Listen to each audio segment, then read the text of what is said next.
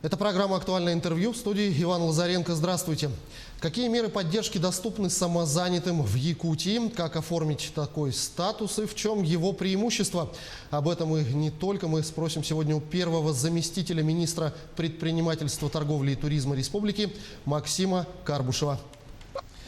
Максим Геннадьевич, здравствуйте. Добрый день. Ну, скажите, какова активность по регистрации в качестве самозанятых у нас в республике по сравнению с другими регионами страны? Ну, действительно, вот проект самозанятых у нас в республике стартовал только с 1 июля текущего года, да? Но мы уже можем констатировать факт активной вовлеченности жителей в этот проект.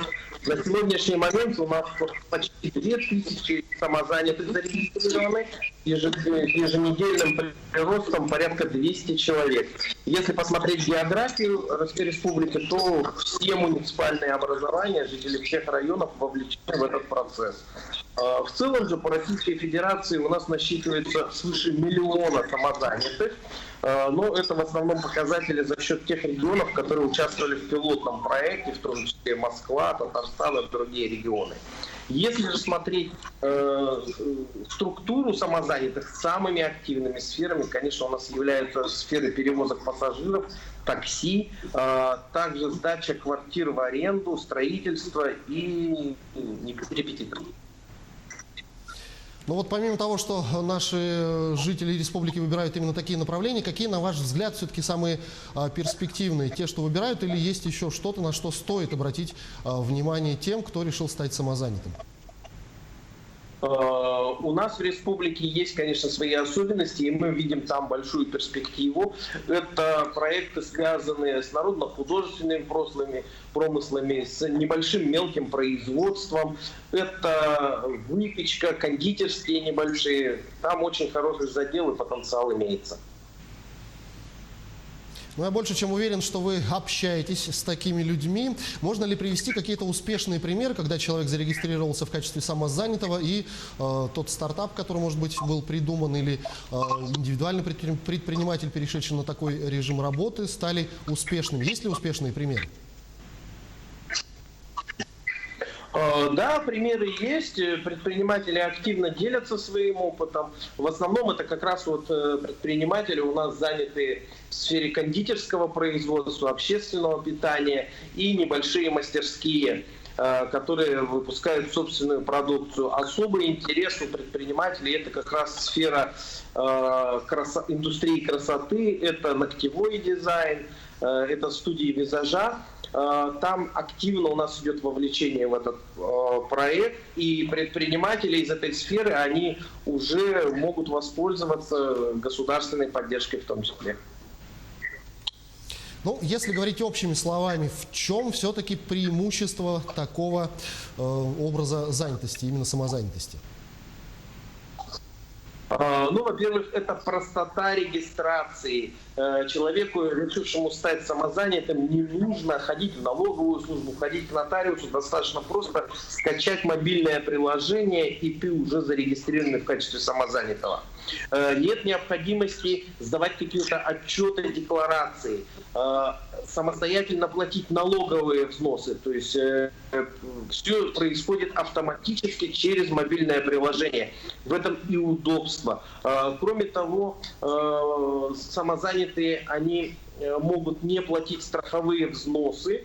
Значительно таким образом снижается налоговая нагрузка на эти категории граждан. Имеется низкая ставка по налогам. 4% уплачивают самозанятые, которые оказывают услуги физическим лицам, и 6%, которые оказывают услуги юридическим лицам. Кроме того, режим доступен для физических лиц и индивидуальных предпринимателей. И при этом у физического лица остается возможность совмещения работы самозанятым с трудовым договором. Ну а можно ли говорить о том, что появилась тенденция, когда индивидуальные предприниматели видят преимущества статуса самозанятых и переоформляются именно в качестве самозанятых?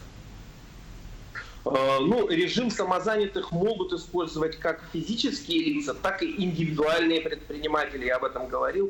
Такого большого перетока, в принципе, у нас не наблюдается. В большей мере у нас сейчас идет регистрация именно вновь зарегистрированных самозанятых граждан, но при этом предприниматель имеет право и возможность перейти на тот, либо вернуться обратно на какой-либо другой налоговый режим. Это не запрещено.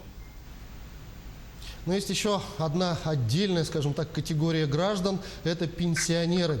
Если все-таки пенсионер решил оформиться в качестве самозанятого, то потеряет ли он в выплатах, которые получает от пенсионного фонда? Да, действительно, пенсионеры могут быть самозанятыми. В данном случае размер пенсии, он не будет никак изменяться в зависимости от того, ведете вы свою деятельность самозанятым, либо нет. Единственное здесь вот тем пенсионерам, либо малообеспеченным гражданам, которые на этом режиме находятся, при формировании своей доходной базы они будут учитывать вот налоги, доходы, поступаемые от самозанятых. Это будет касаться, например, компенсации за коммунальные услуги и так далее. Но вот помимо этих моментов какие-то есть еще ограничения для самозанятых? Значит, основное это то, что самозанятый не должен иметь наемных сотрудников, то есть он должен сам вести этот бизнес. Второе ограничение по виду доходов. Годовой объем доходов не должен превышать 2 миллиона 400 тысяч рублей. Если этот предел будет превышен, то уже доходы будут облагаться по ставке не 4 или 6%, да, а уже по ставке 13%, то есть как, в принципе, налог с доходов физических лиц. Ну и кроме того, самозанятыми не могут быть предприниматели, занятые продажей подакцизных либо маркированных товаров, перепродажей товаров несобственного производства. Также, если они оказывают услуги по грузовым перевозкам для организаций и сдают в аренду офисные либо нежилые помещения. Как я говорил, вот если физическое лицо сдает квартиру, он может быть самозанятым. Ну вот одно из преимуществ зарегистрироваться самозанятым, вы сказали, это шанс получить господдержку. Так на какую помощь могут получить самозанятые от государства при регистрации? В принципе, федеральным законом о малом и среднем предпринимательстве все меры государственной поддержки, которые могут оказываться бизнесу, это информационные, консультационные, образовательные и финансовые и имущественные меры поддержки, все они распространяются на режим самозанятых. К примеру, на сегодняшний день уже самозанятый может стать, к примеру, резидентом бизнес-инкубатора, либо получить комплекс услуг по линии Центра «Мой бизнес», либо Республиканской бизнес-школы. В конце месяца мы планируем, что самозанятые уже смогут воспользоваться финансовой поддержкой по линии Фонда развития малого предпринимательства. Для этого мы разработали специальный кредитный продукт для самозанятых в сумме до 300 тысяч рублей. Это беззалоговый кредит с льготной процентной ставкой. Накануне в Общероссийском народном фронте заявили, что необходим специальный уполномоченный орган, который бы координировал деятельность самозанятых. Кто сейчас занимается этими функциями и действительно ли такой орган необходим? Ну, на сегодняшний момент все, что связано с самозанятыми, большей частью у нас реализуется по линии Министерства предпринимательства, торговли и туризма Республики Саха-Якутия.